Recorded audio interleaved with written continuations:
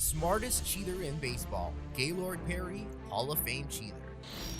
Athletes are constantly looking for new strategies to gain a competitive advantage. For some, this means putting in additional hours at the gym or batting practice outside of their normal routine. However, some people are able to advance their position using dishonest means. There have always been people who cheat in baseball throughout its whole existence. Introduction and professional history. Gaylord Jackson Perry is a name commonly associated with the sport of baseball in the United States. Between 1962 and 1983, he was a right-handed pitcher in Major League Baseball for a total of 8 different organizations. Perry had a successful baseball career spanning 22 years, compiling a record of 314 wins, 3,534 strikeouts, and an earned run average of 3.11. In 1991, which was his third and last year of eligibility, he was inducted into the Baseball Hall of Fame. Perry was the first pitcher to win the Cy Young Award in both the American League and the National League. He won the award in the American League in 1972 while playing for the Cleveland Indians, and he won it in the National League in 1978 while playing for the San Diego Padres. Perry was a 5-time All-Star. Along with his brother Jim Perry, he holds the distinction of being a member of the sibling combination with the second most victories in the history of baseball. The only combination with more victories is that of the Niekro brothers, Phil and Joe, who threw knuckleballs. In 1982, while pitching for the Seattle Mariners, Perry became the 15th player in the Major League Baseball history to join the exclusive 300-win club. The regulations regulating the enforcement of the spitball were revised twice during Gaylord Perry's career, and the umpires were given clear guidelines concerning the pitch numerous other times. The primary reason for these rule changes and directives was Gaylord Perry. When it was his turn to speak, everyone's attention was on him. Whence did he obtain all of that grease? Why don't the umpires prevent him from continuing? Did you notice what the previous pitch accomplished? Perry just kept grinning.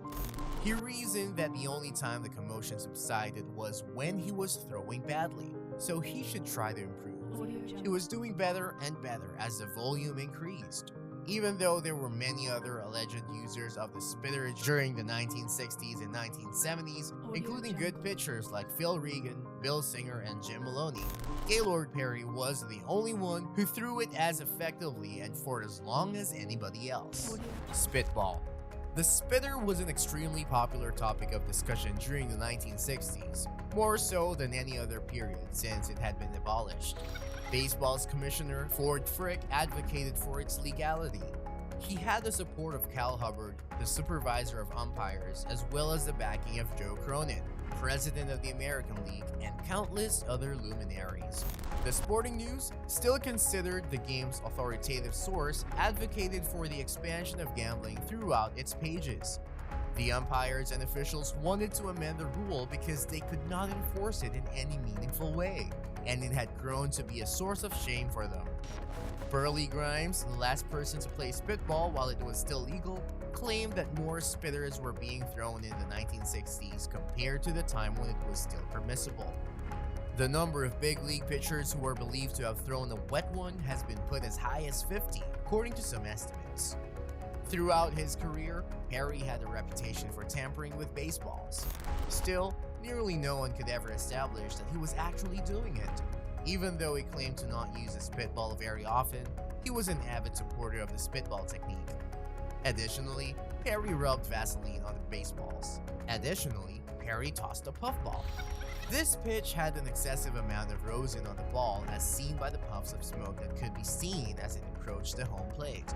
Even Gene Tenassi, who played catcher for Perry while he was with the Padres, remarked that there were occasions when he had trouble throwing the ball back to Perry because it was that loaded. The illegal pitch was outlawed in 1920. Pitching with saliva was made illegal in 1920, and Gaylord Perry was the one who threw the spitball. It was general knowledge that Perry employed the spitball, a technique he learned from Bob Shaw in 1964, while they were both playing for the San Francisco Giants and Shaw was their teammate. There were a lot of shots fired in the direction of catching Perry in the act of loading up, Most generated significant debate, but none led to conclusive evidence. Perry took great pleasure in the fact that people were trying to catch him utilizing an illegal pitch because he was certain that hitters who felt he was throwing the pitch would be negatively impacted by it. A television reporter approached Perry's daughter Allison, who was 5 years old at the time, and asked her if her father had thrown a greaseball during the playoffs between the Giants and the Pittsburgh Pirates in 1971. She answered by saying, "It's a tough slider." Perry freely admitted that he had been an outlaw. Gaylord Perry, who had a career total of 314 victories, was inducted into the Hall of Fame in the year 1991. His plaque bears no reference to the claims regarding the spitball or to his admissions in Me and the Spitter, an autobiographical confession in which he states that he was familiar with both the spitball and the greaseball. Neither of these is mentioned on his plaque. Baseball players who cheat. Baseball is plagued by a dishonesty culture ranging from gamesmanship to outright violence. The infield grass may be mowed short or allowed to grow longer by the groundskeepers, depending on which strategy will benefit the home team more. Corking his bat, Sammy Sosa, who is the only player in the history of the sport to have ever hit more than 60 home runs in each of 3 different seasons, the American League batting champion in 1961, Norm Cash, fared as well. Mark McGwire has now admitted that he utilized performance-enhancing drugs, even though doing so is frowned upon by many in positions of power. McGwire had admitted to using the testosterone precursor 4-androstenedione back when it was still legal and could be acquired over the counter. Testosterone is naturally created by the adrenal glands and testes. Pitchers intentionally damage the baseball, pitch it towards the batter's heads, and attempt to trick runners on base. Many people were aware that Whitey Ford's move to first base violated the rules. Andy Pettitte, who had a tremendous transition to first base in 2010, is the one whose play in that year is being called into doubt. Gaylord Perry was able to speed his way into the Baseball Hall of Fame by throwing an illegal pitch. According to the election rules, the committee shall consider all qualified candidates and voting shall be based upon the individual's record, talent, integrity, sportsmanship, character, and service to the game. Candidates must be eligible to be considered by the committee. The committee members that voted for Gaylord Perry must have had some difficulty understanding what integrity, sportsmanship, and character are all supposed to represent. Every baseball fan is aware of Perry's contributions to the game. Most don't care. At the conclusion of the 1983 baseball season, Perry announced his retirement from the sport. At the time, his 314 victories placed him in the 11th position on the list of all-time victories, and his 3,534 strikeouts put him in 3rd place. Because of the controversy that surrounded Perry's pitching repertoire, it took 3 tries for him to be elected into baseball's Hall of Fame. This was largely due to the fact that he had such a diverse variety. His life after retirement has been fraught with more than its fair share of setbacks.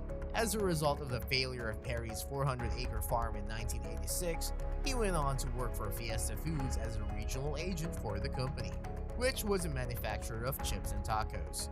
The following year, he committed to Limestone College in Gaffney, South Carolina by signing a contract for a baseball coaching position there for the next 4 years. What do you think of the video? Let me know in the comment section below. If you enjoyed this one and want more videos like this, be sure to like the video and hit that subscribe button before you go. Thanks for watching.